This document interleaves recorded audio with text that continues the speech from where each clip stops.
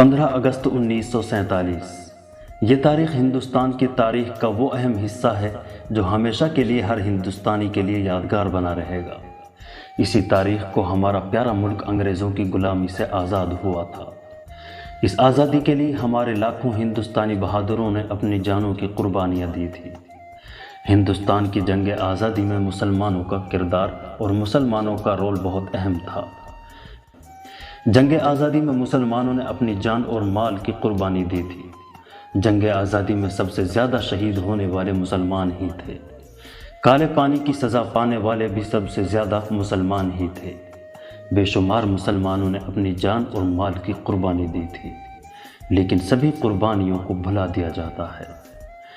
کسی شاعر نے بھی کیا خوب کہا ہے، جب پڑا وقت گلستاں پہ تو خون ہم نے دیا، جب بہار آئی تو کہتے ہیں کہ تیرا کام نہیں۔ 1772 عیسوی میں شاہ عبد العزیز نے انگریزوں کے خلاف جہاد کا فتویٰ دیا تھا۔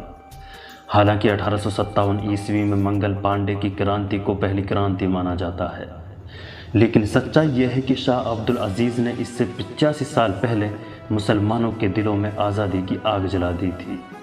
اس فتوے کے ذریعے اس نے مسلمانوں کو پیغام دیا کہ ہندوستان سے انگریزوں کو نکالو اور آزادی حاصل کرو۔ اس کا اثر مسلمانوں پر دیکھنے کو خوب ملا، اور مسلمان سمجھ گئے تھے کہ انگریز ہندوستان میں اپنی تجارت ہی نہیں چمکانا چاہتے ہیں، بلکہ اپنی تہذیب بھی ہندوستان کے لوگوں پر تھوپنا چاہتے ہیں۔ 1857 عیسوی میں جنگ آزادی کی پہلی جنگ میں آخری مغل بادشاہ بہادر شاہ ظفر نے ہندوستانی فوجیوں کی سرپرستی کی تھی، جنہیں انگریزوں نے رنگون کی جیل میں قید کر دیا تھا، اور اس جنگ کا نتیجہ ہندوستانیوں کے لیے بہت برا رہا۔ اس جنگ میں تقریباً 2 لاکھ مسلمان شہید ہوئے تھے، اور ان میں تقریباً 52,000 علماء تھے، لیکن اس کے بعد بھی آزادی کی کوششیں لگاتار جاری رہی۔ حضرت ٹیپو سلطان کو کون نہیں جانتا؟ ٹیپو سلطان جس نے ہندوستان کے راجاؤں اور مہاراجاؤں اور نوابوں کو انگریزوں کے خلاف جنگ کے لیے ایک ساتھ ملانے کی بھرپور کوشش کی، اور اسی مقصد سے اس نے ترکی کے سلطان سلیم عثمانی سے اور دوسرے مسلم بادشاہوں سے خط کے ذریعے زندگی بھر انگریزوں کے خلاف سخت جنگ جاری رکھنے کی درخواست کی تھی۔ قریب تھا کہ ٹیپو سلطان انگریزوں کے سارے بنائے ہوئے منصوبوں پر پانی پھیر دیتے اور انگریزوں کو ملک سے باہر نکال پھینکتے، لیکن شاطر انگریزوں نے اپنے ساتھ جنوبی ہند یعنی ساؤتھ انڈیا کے امیروں کو اپنے ساتھ ملا لیا تھا، اور آخرکار مجاہد ٹیپو سلطان 4 مئی 1799 عیسوی کو میدان کے جنگ میں لڑتے لڑتے شہید ہو گئے تھے۔ حضرت ٹیپو سلطان نے انگریزوں کے رحم و کرم پر زندہ رہنے کے بجائے موت کو ترجیح دی تھی۔ ٹیپو سلطان کا ایک مشہور اور تاریخی مقولہ ہے کہ گیدڑ کی 100 سال کی زندگی سے شیر کی 1 دن کی زندگی بہتر ہے۔ جب جنرل ہالس کو ٹیپو سلطان کی موت کی خبر ہوئی تو اس نے سلطان کی لاش پر کھڑے ہو کر یہ الفاظ کہے تھے کہ آج سے ہندوستان ہمارا ہے۔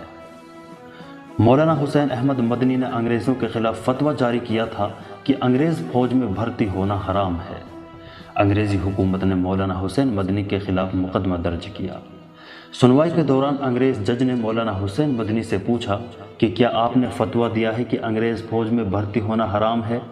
مولانا حسین مدنی نے جواب دیا کہ ہاں، فتویٰ دیا ہے، اور سنو، یہی فتویٰ اسی عدالت میں ابھی بھی دے رہا ہوں، اور یاد رکھو آگے بھی زندگی بھر یہی فتویٰ دیتا رہوں گا۔ اسے سن کر انگریز جج نے کہا، مولانا اس کا انجام جانتے ہو، سخت سزا ہوگی۔ جج کی باتوں کا جواب دیتے ہوئے مولانا حسین مدنی نے کہا کہ فتویٰ دینا میرا کام اور سزا دینا تیرا کام۔ مولانا حسین مدنی کی بات سن کر جج بہت غصہ ہوئے اور کہا کہ اس کی سزا پھانسی ہے۔ اسے سن کر مولانا حسین مدنی نے مسکراتے ہوئے اپنی جھولی سے ایک کپڑا نکال کر میز پر رکھ دیا۔ جج نے پوچھا کہ یہ کیا ہے؟ مولانا حسین مدنی نے بہادری اور بے باکی سے کہا کہ یہ میرا کفن ہے۔ اس کے بعد اس فتوے کا اثر اور عدالت کے اس معاملے کا اثر لوگوں پر اس طرح ہوا کہ ہزاروں ہندوستانیوں نے انگریز فوج سے نوکری چھوڑ کر جنگ آزادی میں شامل ہو گئے۔ 1857 عیسوی میں مظفر نگر کے شاملی کے میدان میں دیوبند کے علماؤں نے انگریزوں کے خلاف جنگ لڑی تھی۔ اس جنگ میں علماء دیوبند کی اس فوج کے امیر حاجی امداد اللہ مہاجر مکی مقرر ہوئے، اور اس جماعت کی قیادت مولانا رشید احمد گنگوہی، مولانا قاسم نانوتوی اور مولانا منیر رحمۃ اللہ علیہ کر رہے تھے۔ اس جنگ میں حافظ جامن شہید ہو گئے تھے اور مولانا قاسم نانوتوی ایک انگریز کی گولی سے زخمی ہو گئے تھے۔ مولانا رشید احمد گنگوہی کو گرفتار کر لیا گیا تھا اور سہارنپور کے قید خانے میں قید کر دیا گیا تھا۔ اس کے بعد مولانا رشید گنگوہی کو کچھ دن کال کوٹری میں گزارنے پڑے اور اس کے بعد مظفر نگر کی جیل میں قید کر دیا گیا اور 6 مہینے تک مصیبتیں برداشت کرنی پڑی۔ جس دارالعلوم دیوبند کے مدرسے سے کچھ نفرت کے کاروباری حب الوطنی اور دیش بھکتی کا ثبوت مانگتے ہیں، اس دارالعلوم دیوبند نے جنگ آزادی میں اہم کردار ادا کیا تھا۔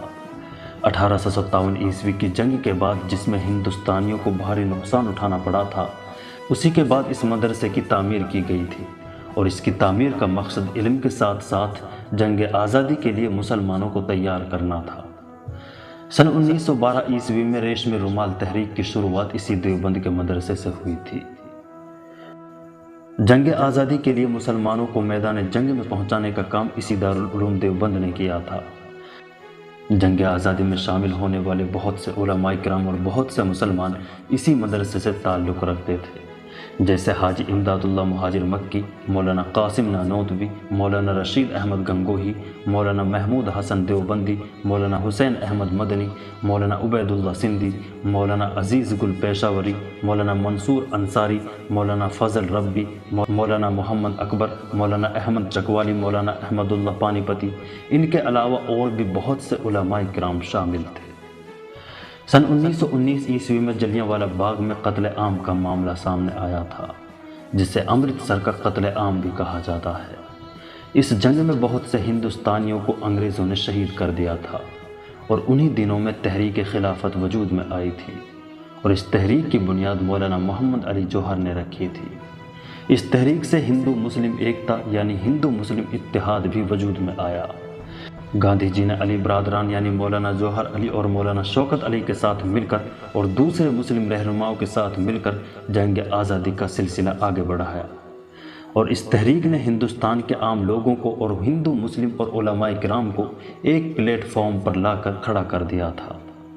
1920 عیسوی میں گاندھی جی اور مولانا ابوالکلام آزاد نے ساتھ مل کر غیر ملکی مال کا بائیکاٹ کیا، اور اس مہم نے انگریزوں کو ہلا کر رکھ دیا تھا۔ 1942 عیسوی میں ہندوستان چھوڑو تحریک یعنی کوئٹ انڈیا موومنٹ کی شروعات ہوئی، اور 1946 میں اسی موومنٹ کے چلتے مہاجروں پر پولیس کی فائرنگ میں ہزاروں مسلمان شہید ہو گئے تھے، اور قیدی مسلمانوں کی اور جو گولیوں سے زخمی ہوئے تھے ان کی تعداد بے شمار تھی۔ جنگ آزادی کی تاریخ مسلمانوں اور علماؤں کی قربانیوں کی گواہ ہے۔ انگریزوں کو علماؤں سے اس طرح نفرت تھی کہ انگریز جہاں علماء کو دیکھتے پھانسی کے پھندے پر لٹکا دیا کرتے تھے۔ انگریز ایڈورڈ ٹامسن کے مطابق دہلی میں 500 علماؤں کو پھانسی کے پھندے پر لٹکا دیا گیا تھا۔ ریشمی رومال تحریک کے دوران پوری دلی کو قتل و غارت کا بازار بنا دیا گیا تھا، جسے مرزا غالب نے کچھ اس طرح بیان کیا ہے کہ چوک جس کو کہیں وہ مقتل ہے، گھر نمونہ بنا ہے زندان کا، شہر دلی کا ذرہ ذرہ خاک، تشنائے خون ہے ہر مسلمان کا۔ ہندوستان کے بڑے بڑے شہروں میں اور ملک کے چپے چپے میں مسلمانوں اور دوسرے ہندوستانیوں کی لاشیں ہی لاشیں نظر آ رہی تھی۔ علماؤں کو زندہ خنزیر کی لاشوں میں سی دیا جاتا تھا اور آگ کے حوالے کر دیا جاتا تھا۔ کئی کلومیٹر تک درختوں پر لاشیں ہی لاشیں نظر آتی تھی، اور ان میں 90% لاشیں علماؤں کی ہوتی تھی۔ ایسی قربانیوں اور ایسی مصیبتوں سے ہمارا ملک آزاد ہوا تھا۔ یہ جنگ آزادی میں مسلمانوں کے کردار کا ایک چھوٹا سا نمونہ تھا، لیکن افسوس کی بات یہ ہے کہ اپنی جانوں کی قربانی دینے والے مسلمانوں کی تاریخ کا ہندوستان کی جنگ آزادی کی تاریخ سے نام و نشان مٹا دیا گیا ہے۔